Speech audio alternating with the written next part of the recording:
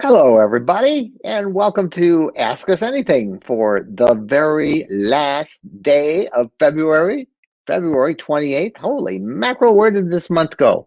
Same place all the rest of it went. Out of here. Man, time does fly fast. But that means the winter's kind of coming to an end.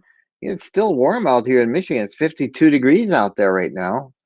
And we've had a couple that taste of spring. Yeah, we had a skunk. We had a skunk in our, we opened the garage door to say goodbye to some friends, and it must have been right out there because, oh my goodness, it sprayed everywhere, and it's, whole house reeked of it. So skunks are waking up. And anyway, we hope wherever you are that you see better days ahead with spring coming. We've enjoyed the winter. I got to say, this is the first winter we've spent.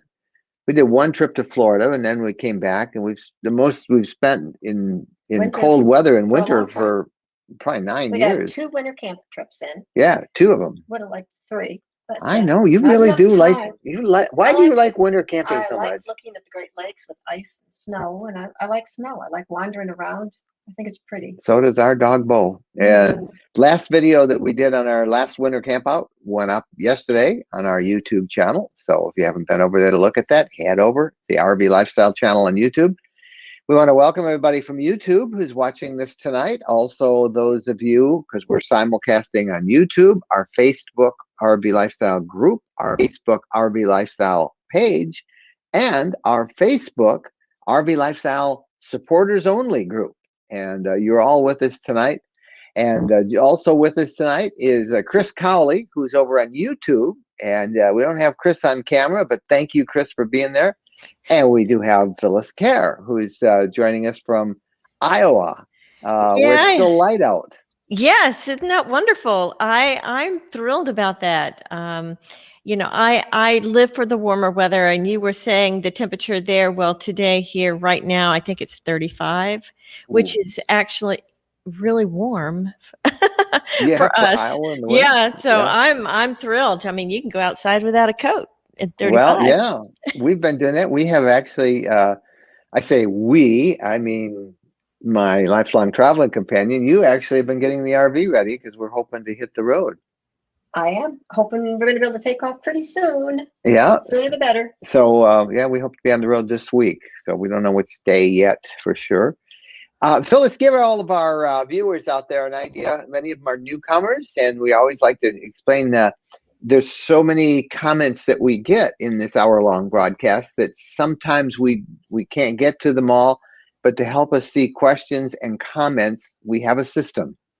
Right. We have a system, everybody. So the more you fall in line with the system, the better it is. We gather all of the comments from Facebook and YouTube and all the places into our view. And so if you're over on Facebook and there's only 2-3 people over there and you have a question, just realize it's being filtered into the 30 comments or questions we have over on YouTube coming in. So just be patient. We will get to it. And if we don't, we try to go back and see if we can do things. But the thing is you need to put the word, just the one word, question in all caps, and then type out your question. I noticed somebody did it backwards. They type question and then the question's in all caps.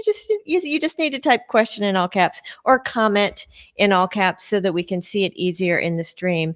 And please don't repeat your questions because we will get to them. And be nice to Chris over there on YouTube. He's doing a great job. That is great. And we should explain for those people on YouTube, there's a thing called Super Chat. And we always have people say, well, what is that? Yes. So down at the bottom of YouTube view, you'll see little stickers and dollar sign things. And if you click them, you can actually sort of like a tip jar kind of a thing where you can give some money to the RV Lifestyle and they can put it in their gas money so they can get to wherever they're going next. And, YouTube gets some gas money too, but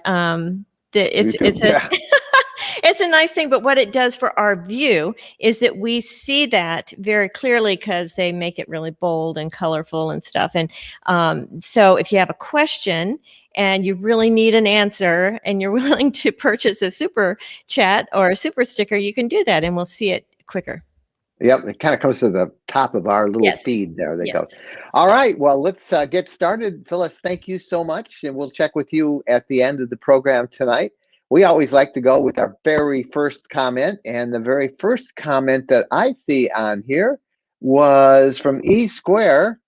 They must be in Michigan, because They look what are? they're asking. Okay, where did the sun go this afternoon in Southeast Michigan? It was so nice. Great video yesterday from the Platte River in Ludington. Thank you as always. Yep, yesterday's video, the Platte River Campground open in the winter, the Ludington State Park open in the winter, but a very special treat at the Platte River Campground. Yes, only at the Platte River Campground. There were 2 hot showers and also a sink where you could wash your dishes. And heated restrooms. They were open. Yes. Most of the parks in the wintertime turn off the water, and therefore they shut down their bathhouses or their restroom buildings. They didn't at Platte River, and that was great. It was a great luxury. Check out our video, and you'll see we were right on the shores, northwestern shore of Michigan, on Lake Michigan, at the Sleeping Bear Sand Dunes area. Beautiful. And in the winter, awesome. E Square, thank you for being the first one on there this morning or this evening. All right, back to the questions and comments. Is a comment from James Harris. Okay, last week I made a comment about us getting a new RV because of your channel. Jennifer wondered what rig we were getting. Jennifer wondered what rig we were getting. Getting the 2021 Unity FX. Ordered it last July. Hope to get it by the end of this year. Yeah, that's about right. 14 to 16 to 20 months for a brand new one. But you're going to love it. You know, look, you've got some time already done. You've got several months in, and then Jennifer can say, what color is the interior? Right, no, don't bother. Anyway, James, you're going to have fun. We had a FX unit. It was great. All right, E Square's back with the question. All right. Have you ever been to, what is exactly? Aqueoc Falls State Forest up on the UP. Ah. Oh, no, it's not. It's right. It's in Rogers City. Yeah, we were. Remember the bike ride we did? Oh, yeah. Yeah, at Aqueoc Falls. Yeah. We do. In fact, I think I have a picture of Aqueoc Falls on my wall, one of our places. But yes, we have been there. Aqueoc Falls, it's kind of like a little stair step falls, and we did a long 3-day bike ride all over that area in Rogers City, and we were at that very campground. You have ridden your bike all over the state of Michigan. I have. I've ridden it this way. I've ridden it that way. I've ridden it up there, all around. Yeah. Yeah. The Mackinac Ridge on the bike. Beautiful place. Robin Shields with the question. Okay, do you use an app that monitors sought after campground openings and advises you? Nothing that advises me. I wish they did. But, and there are a couple of apps like that. I don't remember the names of them. I have found them to be very erratic, not very reliable. What they do is usually, I think you pay a couple bucks or something, and you put your name in for a campground, and they will check it for cancellations and then let you know. And I know some people probably have had luck with it. We haven't. I've tried 2 of those services, so I don't really promote them. You know, the best thing is if it's full, call a couple times during the day. You know, and ask them if they've had any cancellations. And when all else fails, stop by if you're in the area early in the morning. Usually about 8 o'clock, 9 o'clock is a good time. 8 o'clock is even better. And then if you find one, let us know. Let us all know. Yeah. If you find an app that works great. Yeah, if it works great. Okay. Yeah. Jennifer's is low and mine is super low. Well, there's only one mic. You're and loud. That's this mic. So move it a little, I guess, towards me. Or you got to just talk louder. Okay. Yeah. This is my voice. It's one mic, so. One mic. Yeah, can't do much about that. So what are you going to do? You know, technology is weird because usually it works just fine. Sometimes it doesn't. Stephen Loy. What are your thoughts about Good Sam's extended warranty policy for an older RV? Lazy Days. Yeah, a Lazy Days RV. I'm not a big fan of extended warranties. I really don't recommend them. Yeah, the profit is all for the people who are existing or who are writing that policy. You know, the things that go wrong with an RV that are covered under it, you know, mostly your RV appliances, things like that, and none of those are really terribly expensive. The labor sometimes can get that way. You know, I don't know how old the RV is, and I don't know how well it's been maintained, but in general, I'm going to just put it this way. Personally, yes, what I think, we've never bought one, nor do I ever see us buying an extended warranty. So that should give you an idea. But of course, you can, how old is yours and what's covered, and have to think about it. Yep. If you think it's worth the chance. Yep. Personally, no. James Harris. Does your Wonder keep you more insulated, cold weather than the Unity did? What do you I think? think it's the same, don't you? Well, you were just saying that you thought Wonder that is the fine. Wonder was better insulated. Well, You've said yeah. that the last 2 winter campouts. Well, I've been warm. I was warm the other two. Yeah. Maybe. All I can tell you is she told me she thought it was better insulated. Okay. So I don't maybe know. what the difference is. And the Wonder, we're sleeping in the back, Yeah. and it's always a little cooler by the cab where the air comes in Yeah. versus being back in the rig where it's fiberglass and insulated. Maybe, better. except the Wonder has the heat. It really comes The up heat's towards in the the front. front. There's no heat jets in the back, and we sleep. We set the thermostat to 50, 55, and sleep fine in the winter. So I think it's insulated a little better. I don't know. I can't prove it, and I thought you thought that too. So But I we've think mentioned I that. think it is because you're in the back sleeping in the Wonder, and then even the heat It's is in the warm. front, and Yeah. we are very warm in that, very, very warm. But I've always said you're a hot chick. But I am. Okay, Patty Evans. What size of batteries do you carry, and what brand are they? I assume you mean the house batteries on ours. We have 2 Battleborn 100 amp lithium batteries, and just love them. They've worked great for us in this RV, and then we had a similar setup with batteries, same kind of batteries in our previous RV. So, and we've been using lithium batteries now for Long 5 time. years, 5, 6 years in our Mhm. different RVs. Mhm. Would not have an RV without lithium batteries, but the ones we have now, Battleborn 100 amp batteries. Eileen Brown. Okay, what is the longest stretch of time you spend in your current rig? And they are new timers, Full timers. and a 31-foot. Smaller, more nimble rig is so appealing. Yeah, I bet 31 feet. You know, I 6 mean, feet. yeah, we've spent a couple, 3 weeks. We only got this in June, and of course, this has been, Lockdown. yeah, we've been locked down, and we've continued to use it. But just a couple, 3 weeks is the longest we've really been in it, and have not felt claustrophobic in it at all. It's 25 feet. Now, I understand before we got it's a Class C, and our previous one was a Class C, but before that, for 7 years, 8 years, 7 years, all of our RVs were Class B camper vans. Now that's where you get a little claustrophobic after a few weeks. The C's, we feel much more room, and particularly in our last one, the previous one on the Unity FX, where we actually had a little slide out. Yeah, we had 2 sofas. And we had a Murphy bed, king bed that came down. Yeah, it felt very spacious. Yeah, it really did. This one, surprisingly so, with the 2 twin beds in the back. There's no slide out in the one we have now, but we feel really good with it. Downsizing from a 31 to a 25, you're going to notice it big time. But give it some time, and it becomes really quite cozy, I think. Going up, you notice it too, and you say, this is great. So it all depends on what you're used to, and then, you know, you kind of edge into something else. All right, that was from Eileen Brown. I hate to bust in like this, but I think the mic selected is not the mic in front of you. I think You know what? Let me look and see. I bet it's coming through. Because when computer. Jennifer turns and talks to you, it picks up better than when she's. You're absolutely right, because my mic is my AirPods. You want to watch how good this can get? Here we go. Voila! There's Jennifer. Yay! Okay, thank you.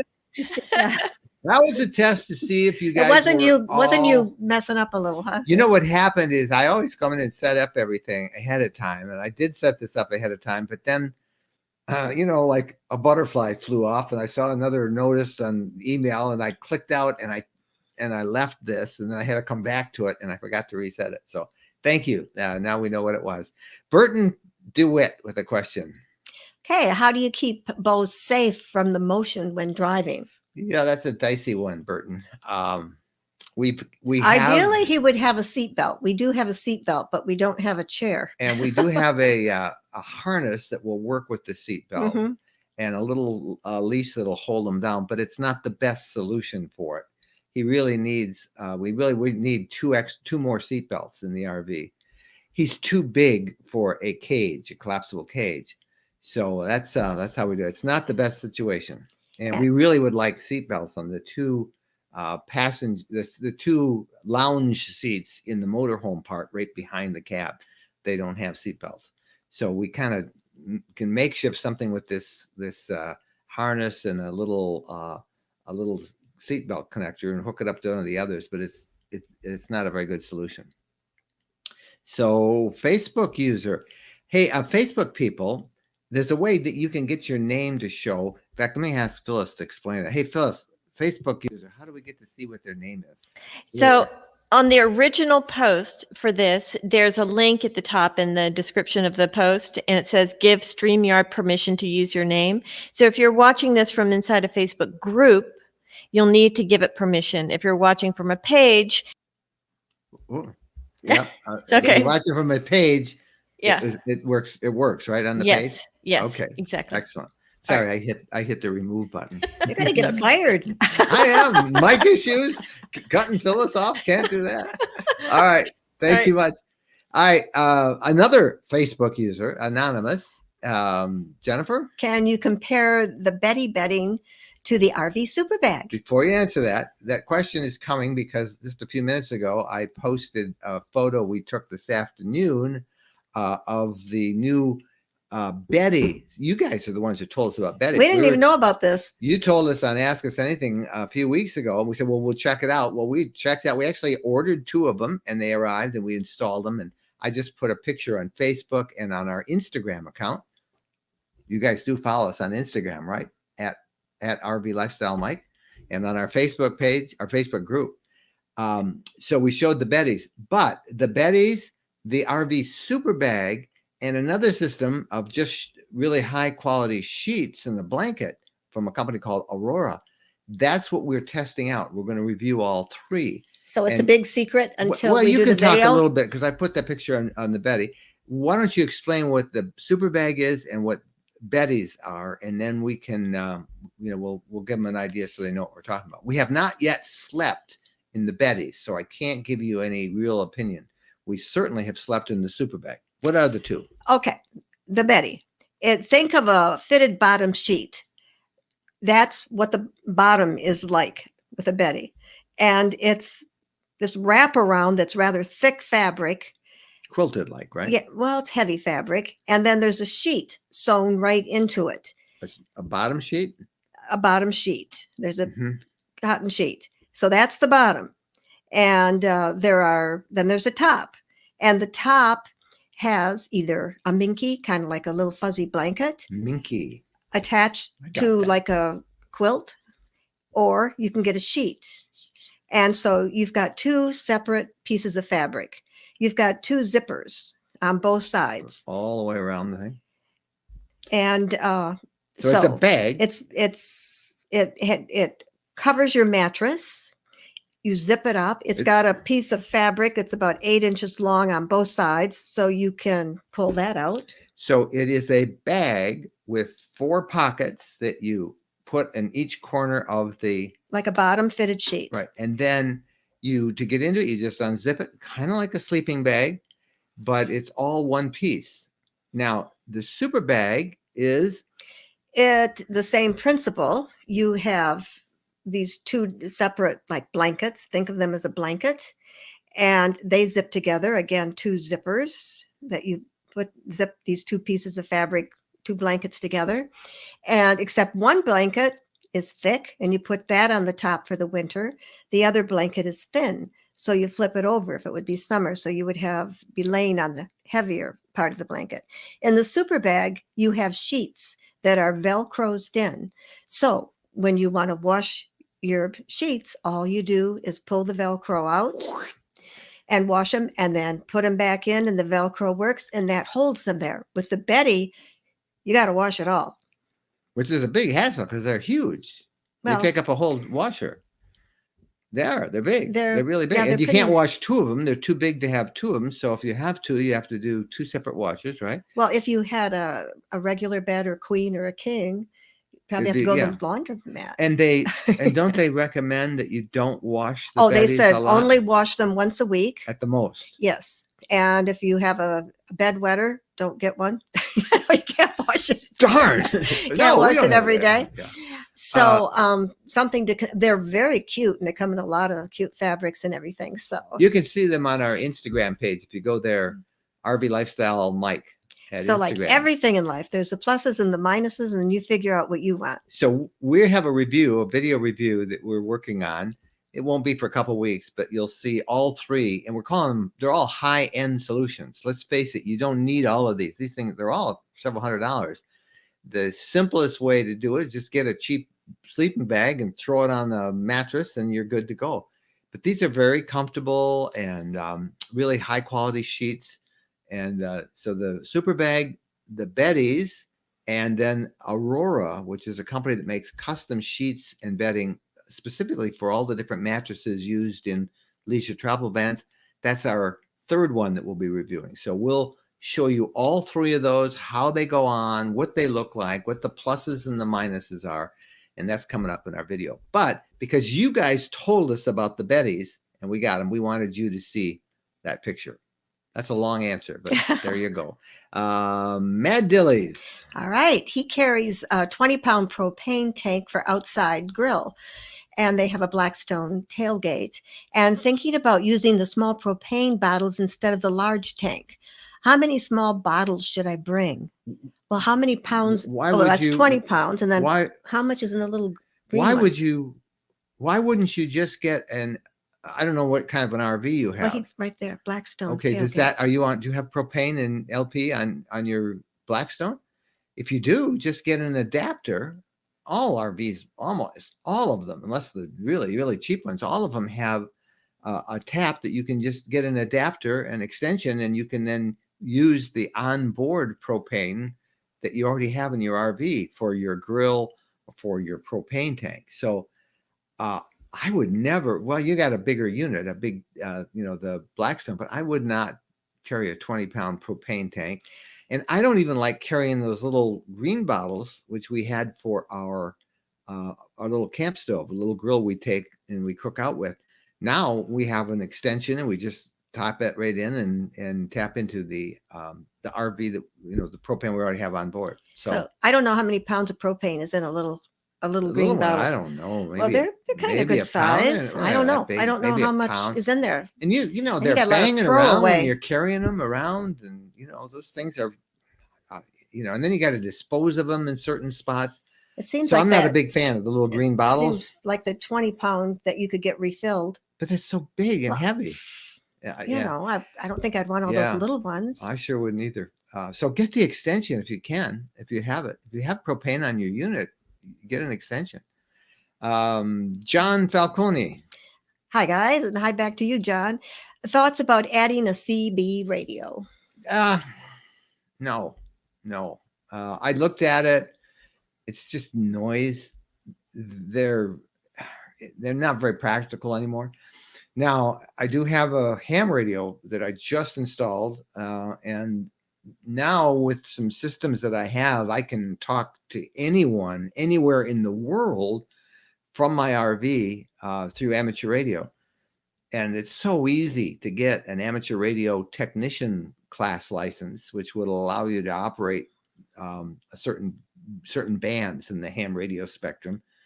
That's what I would recommend. And that's another one of those videos. We have so many videos and so little time, but I want to show you all the different stuff I've used. Everybody asks me every week. I get one or two questions about two-way radios. So that's coming. Just so you have an idea of the videos that are coming, we have one coming next week on, I finally did something about the key fob issue. You got these key fobs. Sometimes they work on the center door. Sometimes they don't. It drives you nuts.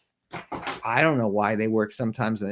I finally gave up on that and I installed a combination lock in that center door. So next week, you're going to see that video next Saturday. The week after that, we think we're going to have the bedding video for you. We've got a couple of other videos that are in various stages of being done, and then the ham radio stuff. Then we got some factory tour. We have so many videos that, And we're going to be traveling. and we're going to hit the So that road. makes it hard. So I want to get the Betty's video, and I want to get the RV lock videos done, and then we'll work to the ham radio stuff, and then we'll be going like crazy. Gene Kelly, I wonder if he can dance. Can you use your Nomad internet at home and traveling by just taking a modem with you and not having any other service at your house? Gene, I don't know if you've read my stories on the Nomad. I tried it for a couple of weeks. I was very impressed with the router itself, the Nighthawk router, but I'm not impressed with the service. And we do not use Nomad, and I do not recommend it for a lot of reasons. But could you? Yes, you could use it at home, and you could use it by just taking the modem with you, as long as you have a way to get the internet to it. As long as you have an account with, well, you have the Nomad account, so you got to be able to connect to a cell tower out there. It would work, but I don't recommend the Nomad service. And you can just go to the blog and search Nomad, and you can read my story on it. Another anonymous Facebook user. What's the best electronic security system for RV? And they have the Forest River. About 26 foot, looks like that one. Yeah. I shouldn't say that. I have a very elaborate security system on ours. His name is Bo. Yeah. If somebody walks 25 feet away from us, Bo lets us know. I don't have a burglar alarm system on ours. We have pretty good locking systems. We lock those compartment doors. But the sad thing about the compartment doors on all RVs, the little locks on the outside storage, try not to put something really valuable in there. They all use this key. Can you see this key? Right there, I hope we don't have any bad people listening. Well, get out your key. If you're home right now, get out your key and look at it. And I will bet you your key number is CH751. See this right there? Can't get close enough. CH751. And that locks all the compartments on your RV. That key is like a universal key. Everybody has that same key. I've had 10 years, we've had 5 different RVs. They all give you that same exact key for those things. So don't put valuables in there, because somebody has that key, or change the lock. Yeah, I think changing the lock would be the best idea. So do that. And now I think you better change our lock. Because I just don't. Well, check it out and you'll see what I mean. If cost is not a big factor, and it obviously shouldn't be, because it's going to cost you a lot of money. If you really want a system, the Simply Safe system can be set up to work in an RV. You would not have the 24-hour monitoring like on a burglar alarm, but you can have a system that will sound an alarm if anybody tries to come in. But you need to have a solid internet connection up all the time. So you could try that. And I know people have installed commercial burglar alarm systems. Some people have gone to Costco or Sam's Club and bought their little systems. I don't have all of that. And we've been doing this 10 years, starting tomorrow. Knock on wood. Yeah, March. That's our 10th anniversary this month. Broken into once. Huh? We were broken into. Yes, we were. And that was a sad day. We had a dog. Our dog, before Bo was in the RV at the time, we'd stop for lunch, really. Well, no, it was dinner. Dinner.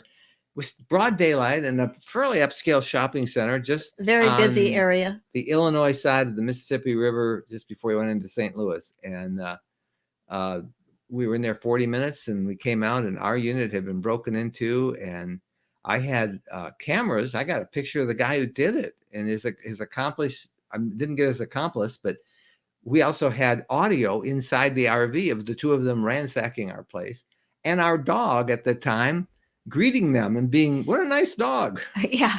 So, he was in the beginning raised to be a show dog. He was going to be bred and shown, and then he had crooked teeth. So I don't know what they did to him, but that dog never barked. But if I could figure out what they did to him, I'd try to do it to Bo, because Bo barks at everything. But my point is yes, things happen. They happen in homes and all that. And, I insurance took care of it all, and It was horrible. It was a terrible experience. Yeah, But it was you a feel lot so of work. violated. It was a lot of work. And what was so weird is listening to our audio of all these guys. Oh, look, there's another computer. That's my computer. And Well, I was glad they didn't hurt our dog. and I had brought all new cameras and lenses because we were doing a documentary. We were going to hold to our video on Route 66. All your And pictures, all the stuff your I had work, shot was gone. I don't want to talk about it. It's making me up all sick. night. It was. James Massey with a question. Your travel guidebooks are great. When will Texas version be available? As soon as I can get to Texas and finish some research. We got some started, and I can't wait to get to Texas. I love Texas. That's I say that about a lot of states, but Texas is Texas. There's no place like Texas.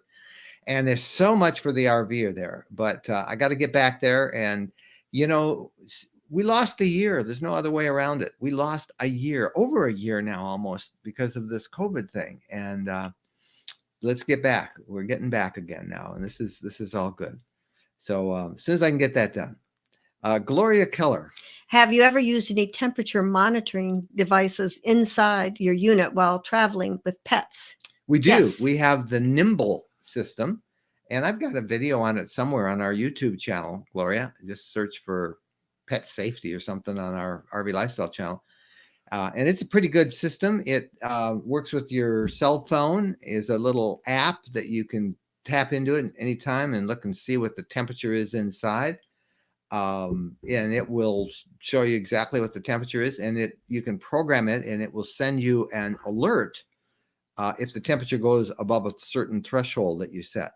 It's called Nimble, Nimble. You have to have a full internet connection for that to work. So there's the cost of the device, which plugs in, and then there's the cost of the internet service. I think it's like $360 a year or something like that. But that's the cost if you want that kind of service for your pet. I'm gonna have to get my glasses on for that. Why doesn't people have my bill? This is Barcom? It's Barcom, I guess. Okay. Mm-hmm. When running the propane heat, do you need to keep a window or vent open? That's a good question. It is. You should. Not big, but a little bit. You should have some fresh air in there. And of course, you should have CO2 monitors and all of that stuff, which we do. But yeah, it doesn't hurt.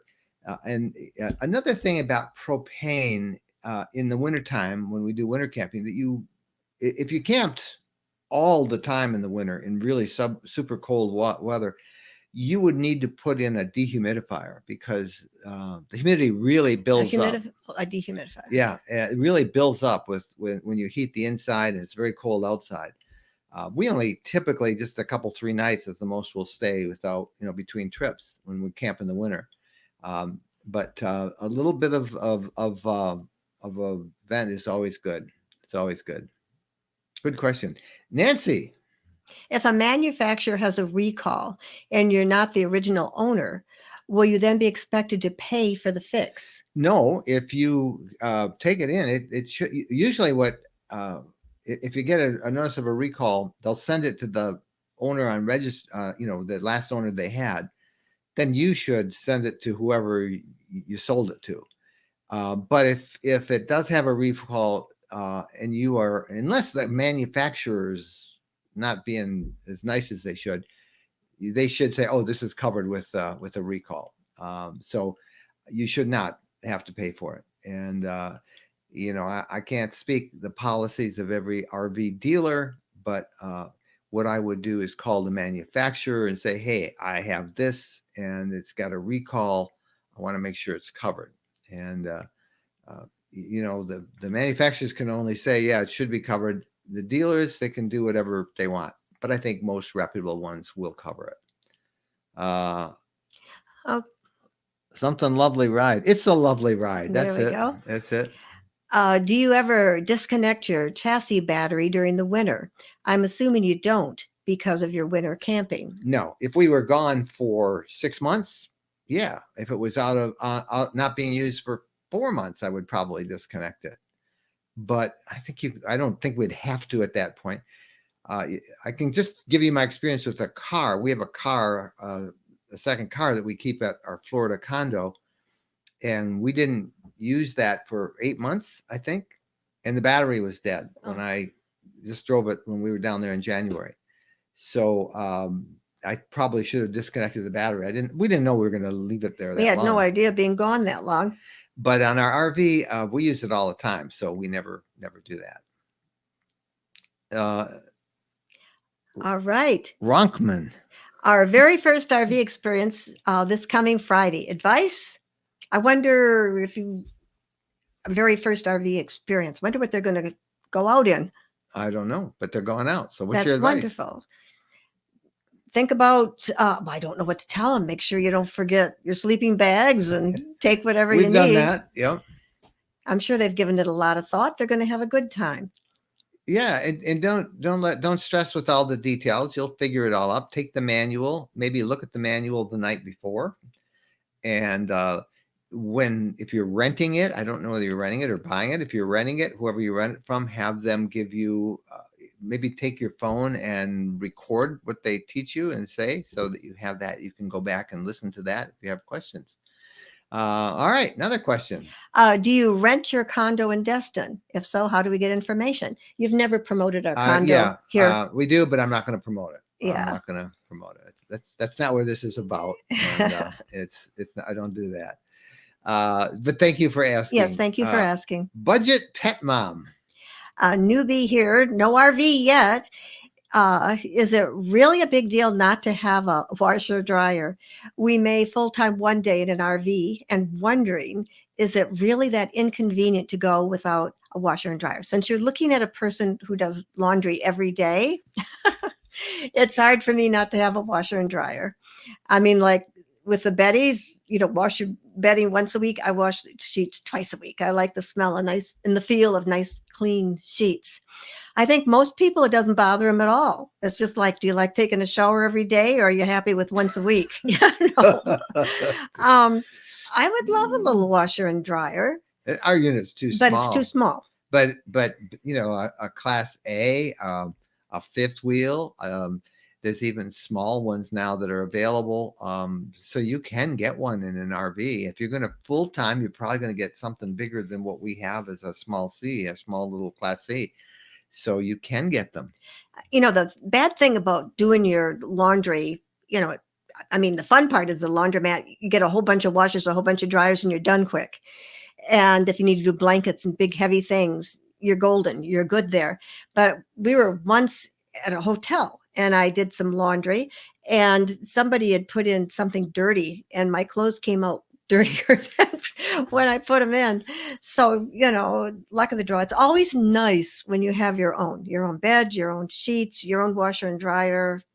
You know, it's good, but you know, we get along fine. And we usually KOAs are always very well regulated. We stop at KOAs a lot because they always have good, you know, relatively new, reliable, clean, well-maintained washers and dryers, and we'll stop there and use them, or we'll find a nice RV park for it. Linda Hobbs. Hi, Linda. You were initially so happy with a Class B. What made you change to a Class B plus C? We are thinking about doing the opposite. Well, frankly, I wanted more room.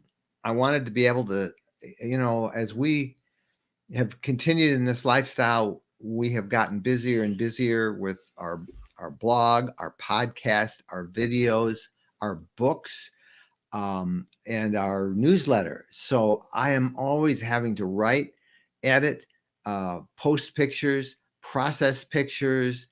And in the Class B, it was so cramped. It was just cramped. We loved our Class Bs. They were great. And there's so many things I liked about a Class B, you know, the great maneuverability. So when we stepped up to a C, my goodness, it was like I had all this room. And then we found out that they're about equally maneuverable. I really find very few places that I can't get into with our C that I couldn't with my B, if any. So now we're spoiled because I have a little bit more room. And I bring a lot of gear with us. You know, it's not like the normal person who has a camera and a computer laptop or an iPad. We have a ton of gear. So, And then when we were with the Class B, that was our first adventuring out in a Yes. small vehicle like that. So it was Yahoo! Woohoo! Yeah. Here we come. and we loved it. And we absolutely loved it. Yeah, still do. And I did like it. The B, you just open up those two doors in the back and have a screen and all that fresh air coming in. Yeah, it was good. It was fun. We had such a good time. Nancy with another question. Okay, with the Canadian border being closed for travelers, do you want to do the Superior Loop? Would you wait for the border to reopen or just do this side? Well, Nancy, the next book that we have coming up, I don't know if I think it is the next. Well, actually, we have one coming up real quick, but the next of our tour books is the Great Lakes Shoreline Tour. And it's a tour that starts in Lake Ontario in New York, and it works all its way west to Lake Erie, and then up, and then around Huron, and then on the U.S. side, the Michigan side of Superior into Minnesota, up to the Canadian border, down the Lake Michigan shoreline on Wisconsin side, then back up the Michigan shoreline on the Gold Coast, the Michigan side. So the U.S. side. And that's like almost 3,000 miles. It's an amazing thing. So stick around for that. That's coming, sometime soon in terms of book publishing, whenever we can get that done. But that is a great bucket trip. It's a great bucket list trip. If you want to do the Superior Loop, I think you'll be able to do it this summer. I think that the border will open by summer, but probably not before. Not before. It's gonna be crazy. Marty. Okay, do you know if a new LTV would be solar prepped if you ordered without the solar package? If so, will the wiring handle 400 watts of panels? I have 400 watts on ours, but I have the panels, and they have the flex panels. They're great. So yeah, I think you could just, I don't know. I don't work for them, but you have could to call. You could call them, but I don't know why you couldn't say, just don't put the solar in, but leave it prepped, because that's all, they run it all through the roof. So I didn't know there's rigid panels and flexible panels. Yeah, they probably want to put different kinds. Yeah, they want to put the rigid. You got to make sure what you have on the roof. But we have 400 watts of it, and we had it factory installed. And I'm a big believer, whatever manufacturer you do, get those options factory installed, and then then they cover it if something doesn't work right, instead of having you do it yourself. George, happy anniversary. Oh, for our this month. I think it was March 6th, 5th or 6th of 2011 that we bought our RV. Yeah. Something like that. Yeah. So we are pretty excited. Life goes by so quickly. Yeah. William Robbins. Okay, the new LTVs have a different latch system with different keys. No more channel 751 keys on the LTVs. Good. I don't know. Awesome. Ours are. We've got a new one. I guess they got a new one. Well, that's the. That's good. Good to know. Well, that's wonderful. Yeah, everybody check that CH751 because everybody's got that key. Nancy Jenkins from up in Canada. Can the Nimble work for traveling with other kinds of pets, like a parrot? Well, sure. It just measures the temperature. So, yeah. Cat. Yeah, whatever you Birds. have. It's for the temperature inside the RV. Bill Meyer. We're camping at Tequamatum Falls State Park in June because of your videos. Oh, you'll like it. I'm glad you got a spot, because it's crazy. We had a story on our News of the Week in the newsletter last week about Michigan opened up its summer booking season last week. And we just found this impossible to believe, but the states, they said they had 220,000 calls online when they opened that up at 8 a.m. last Monday. And, that's how crazy it is trying to get campground reservations. You'll love Tequamatum Falls State Park. It's a gorgeous park. It must be the first time maybe going to Tequamatum State Falls. It'll be like another trip if you go in the fall, and then a totally different look if you go in the winter. Yeah, enjoy it. It's a great spot. Yes, it's fun. Yeah. Roy Arnett. I'm so concerned about traveling without a car. You two seem to have done fine without one. We have a small C. Have you ever had second thoughts about towing? Just when we were in Florida and he was editing in our small RV and it was raining outside and I was sick of sitting listening to that noise. You just got cranky. Come on, no, you were Yeah. just cranky. Yeah, and you know, it was my fault because I was editing and I just should have put these in and I could have edited. But when you edit video, you know, you might hear the same thing 52 times in a row until you get the sound just right. And that's what she heard. And it was pouring rain. And I said, well, I'm not going to go anywhere. You know, we can't hike. There's nothing to do. So we just stayed there. And she said, I wish we had a car so we could have gone in. But I have never wanted to tow a car. It's just more about why even have the Class C if I got to tow something, you know?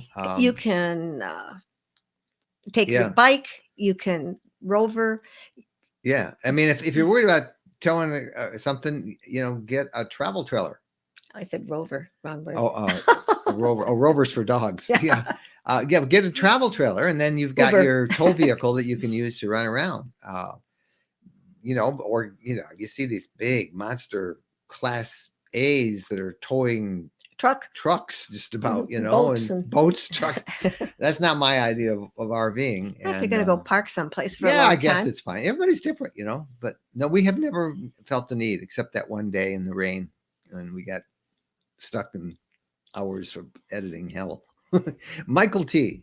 Would you get an RV from a dealer far away if they're the only ones with the stock? I'm in DC and the dealer network is in Florida. Closest dealer might be 3 hours south of Virginia. Yes, I would. You know, I mean, particularly now where it is a it's a seller's market. So you're lucky to get it, find what you want. If you have it in stock, go get it. You know, do a one-way rental car and go get it, or fly there. You know, I know one dealer in Florida that will drive it to your driveway, and you know, the assurance that you have is you do want to have it inspected or have somebody look at it. If it's a new one, you're probably pretty good, you know, pretty safe in getting it. If it's used, you want to have somebody inspect it. But yes, I would do that. I would definitely get one out of state. It would not bother me at all. In fact, I think the last one we bought in New Mexico. We wanted it. We saw, you know, and they had it, and we bought it in New Mexico. So, and the one we bought now, we bought in Michigan from our favorite dealer in Michigan. So that's good. Uncle Dave. How big of a generator is needed to run AC? I have a Flagstaff Micro Light, 21 foot. Well, you should have, I don't know, you should have about 3,000 watts at least. I think ours is a 3,600 watt. That's what I would suggest. Try and get a 3,000 watt generator, and you know, you've got to get an external one. I think in that, I don't think you have the option of having one installed with it, and you know, you got to carry it with you and have room for it. But certainly a minimum of 2,000 watts. If you can get an AC that has kind of a soft start speed setting on it, and many RV dealers can help you fix that up so it doesn't take a huge drain. The biggest drain in an AC is when you fire it up, everything comes on, and then the compressor cranks up, and it takes a big spike right then, and then it evens out. So if you can do what they call a soft start, which nullifies that big spike and makes it more of a continual thing, then you might be able to get by with less. But check with your RV dealer, ask them what they would recommend for that RV. Where RV with the question?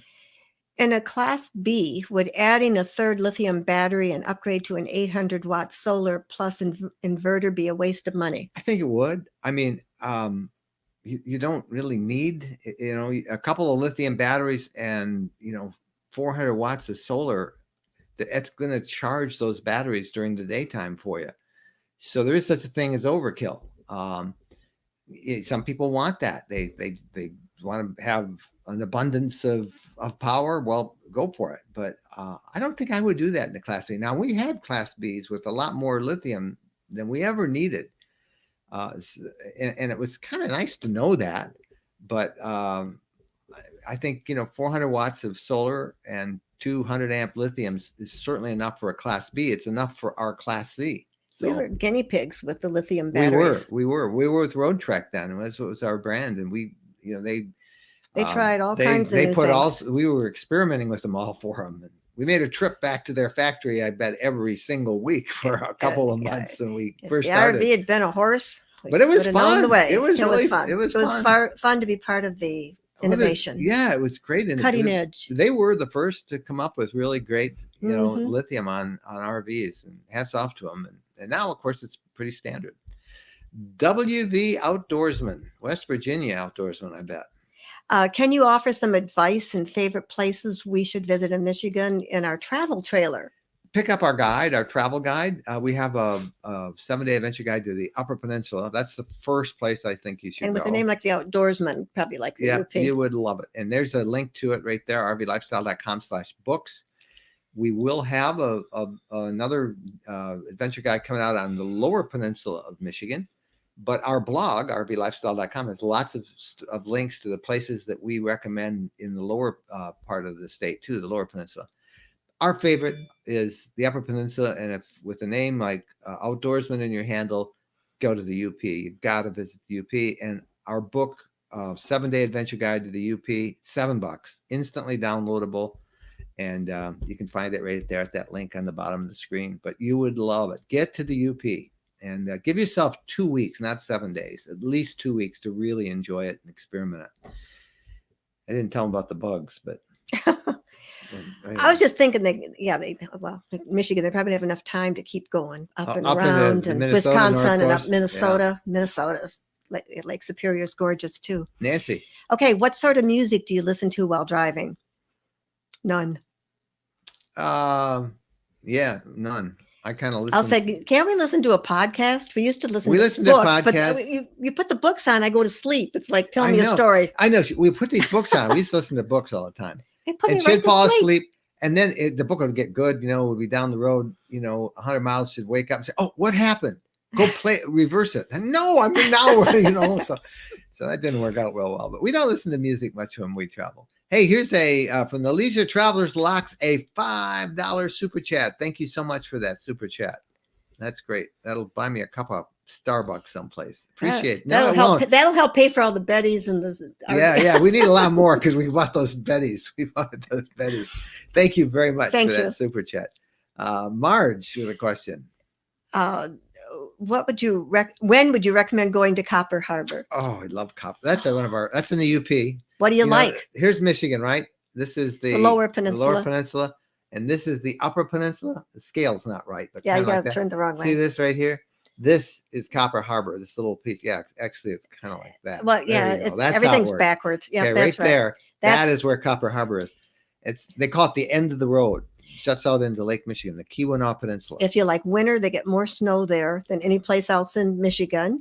Fall, the colors are just outstanding. Oh, we have a video on it that we did this fall. Go look at that. This trip to the UP in the fall. Oh my goodness, the color was amazing. And summer, summer is always nice. Yeah. So the bug season in the UP is typically June and July, and it's near Lake Superior more often. And the bugs are mosquitoes in the woods and biting flies. If the wind blows the wrong way. But we were in New York. We got we got them in New York too in the Adirondacks. So that comes with the territory. But best time to not get the bugs is probably August and September. September and October are our favorite months for anywhere in the Midwest fall. Or the North. I like the seasons. Yeah, Michael. On YouTube, there are lots of people living in a van full time. Have you ever considered to do the same, living full time in an RV? And Kate, greetings from Edmonton. We're a nice couple. Thank you. No. Well, we might not be a couple if we lived full time. We would not be a couple if we lived full time. Other people do it, and they those are all young. They're kids, basically. Young. But I mean, younger. What are we, old and crotchety? We need more room. No, when we first got one, there was one rule. We had a friend named Camp Skunk who lived full time in an RV. Camp Skunk, his wife and his cat. Yeah, he put a real bed in the back. Smart. Full bed, so there was no. We had a sofa. We could have room to walk around, but he had no room to walk around. Is what I'm saying. He's living full time in his RV. Yeah, has for years. And Jen told me that if I wanted to full time, I'd probably be even having more room in the RV because she wouldn't be with me in that thing full time. Well, he had a cat. He has a cat too, and we have 65 pounds. 70-pound dog. Yeah, it's too small for us to want to live in it full time. Just is, and our C is not that much bigger, but it's just big enough to make it. We aren't going to full time. We're 3/4 timers.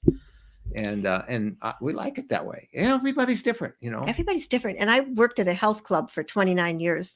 And so I'm just bad. I know there's nature and you can ride bikes and hike around and we do all that. But I also need a gym fix. So this has been a rough year on me. When they closed the gyms for a couple months, I had to adjust. Yeah. Oh, here's a great question. I'm going to jump about the new F-150 from Ford and their onboard generator. Well, that's pretty cool, right?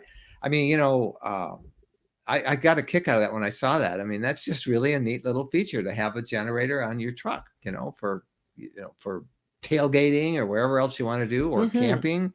I think it's a great option that Ford made. Smart. And it's that RV influence that's coming into everything. Here's Glenda with a question. You mentioned checking out a new RV park in Florida.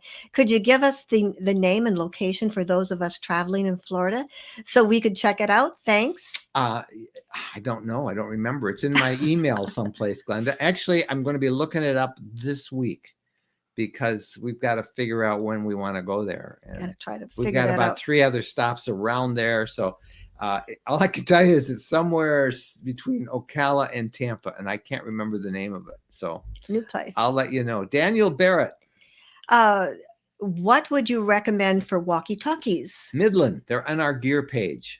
rvlifestyle.com/gear, GEAR. We have 2 of them, and we really use those. They're just nice to have around there. And if you're traveling with somebody else, you can give it to somebody else, and you can talk vehicle to vehicle, like a caravan. When we're backing up, you take one. Oh yeah, when you're backing up, it makes life much simpler. Jen will go in the back and say, "Turn to the left, turn to the right, stop." So Midland makes a really good ones. They're very reasonable for a pair of them. Mark Miller McLemore. Hey, when it got cloudy and snowy, how did you keep your lithium batteries charged if the solar panels get covered? Can the batteries freeze? And what do you do then? Ours don't freeze because they have heaters on them. We ordered them with heaters, so ours have heaters on them and they don't freeze. But yes, it did snow. It did snow. There was snow on the roof, but as we drive, the snow blows right off when we drive. But at both of the 2 places that we showed you, we had electrical hookups in the campgrounds, in the Ludington State Park and in the Platte River campground. We had electric hookups, so it wasn't a factor for us. We were just fine. Nancy, she's got a lot of questions tonight. Yeah. Any more info on boondocking on church properties? There is that site, I don't remember the name of it, where some churches will let you park in their lot. They're trying to do like Harvest Hosts and Boondockers Welcome, and it's a church site. I can't remember it. We did a podcast interview about it, and it's on the RV Lifestyle Travel blog. So it's church RV parking, and you can find it, and it's pretty good. We want to remind you to give us a thumbs up on this video. One of the things that is you can never quite figure out is YouTube, what they show, what they don't, what they suggest. And one of the things that seems to be a factor in getting a channel recognized by YouTube and then sharing it with other people is a lot of thumbs up and a lot of subscriptions. So, and I know there's a lot of you watching, hundreds of you right now. If you're not a subscriber, would you consider doing that on YouTube? Just subscribe to the channel. If you really want to know when we have new videos out, there's a little bell icon on YouTube, and you click that, and you'll get a little notification whenever we put videos up, and we usually have at least 2 a week. But the thumbs up helps. If you don't want to subscribe, give us a thumbs up. There's a phone number for the podcast, and we would like to have you address that. And I always like to invite you to call in and leave a message that we can share on the coming week's podcast. And what I was hoping you would call us about this week is budgeting for RV trips. How much do you budget? If you're a full-timer, how much do you budget a month? What should people expect to pay? And when you travel, do you keep track of it? How do you budget for an RV trip? Just give us your suggestions. Just call that number, leave a voicemail. If you stutter or stammer or start over again, I'll edit it out and make you sound like a professional. But I'd love to share as many of those messages with our audience this week as possible. So how do you budget for an RV trip, and what should people budget? A lot of people are quitting jobs, selling houses, and they're going to go full-time, and they think it's going to be cheaper. And sometimes it's a real wake-up call that it is not cheaper out there. So share your experience about budgeting, particularly those of you who've been doing this for a long time. Budgeting for life on the road.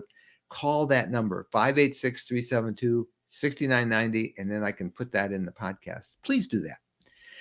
And then this is the shirt that I almost live in this shirt. Yes, it's not always the same shirt. I have different ones. This is our small house, big yard. See that shirt? That's our kind of our trade saying here. And we have that available now, as well as some really cool merch stuff coming in. And you can see that in our books at rvlifestyle.com/shop. So go check all that out. And what else do we have? Oh, we didn't tell them about being a supporter. You can be a supporter or a member on Facebook and on YouTube. We have a way for you to, if you want to jump in, have a little closer access to us, more frequent access. I do special live streams just for supporters and members. There's the address to learn about that, rvlifestyle.com/members, and you are invited.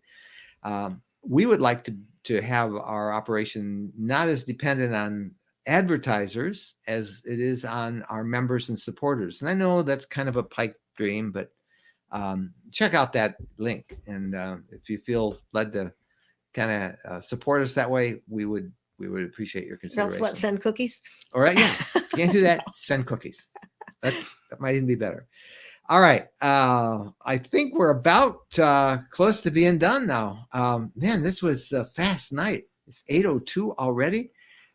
Phyllis, where did they all come from tonight?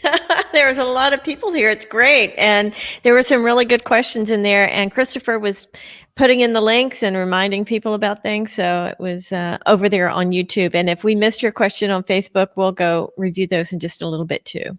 We will. Phyllis, thank you so much for being with us again tonight from no Iowa. problem. And I see it's dark out there now. So. Yeah, finally. Yeah. All right. Thanks. That's Phyllis Kerr, who is helping us out from Iowa. And we're on YouTube. We don't have a picture of him. We're going to have to get you a webcam, Chris. Chris is kind of shy that way. But you have to stay where Chris lives. Yeah. Huh? You have to stay where Chris lives. Yeah. You always say Phyllis is from Iowa. Yeah. Chris is in West Virginia, I believe. Yeah. West Virginia. Almost heaven. So thank you, Chris, for taking care of everything over there on the RV Lifestyle channel on YouTube. Thanks to all of you guys for watching. I can't believe how fast this hour goes. It does go by fast. We are hitting the road this week. Hopefully. Hopefully. You never know because things change, but we hope to be on the road, before the weekend. And I'm not sure where we'll be next Sunday night, but our plan right now is to be back here for our regular 7:00 Eastern show, Ask Us Anything. So any final thoughts from you, Jen? What do you think? No. I'm good. Spring is here. Yeah. It is spring. It was. We might have a couple of weeks, but spring is here. Yeah. Thank you guys so much. Lots coming up on the blog, our RV Lifestyle travel blog. We have new content every single day. As soon as we sign off here, I'm going to go finish up our newsletter that goes out to all of our community that is signed up for our newsletter. That goes out every Monday morning, bright and early. And we've got lots of news for you this week. And I'll finish that up, and you'll get it 6 a.m. tomorrow morning. It'll go out. And don't forget our podcast on Wednesday, and then new videos on Saturday. And again, new content on the blog every single day. rvlifestyle.com. Thanks so much for watching. Happy trails.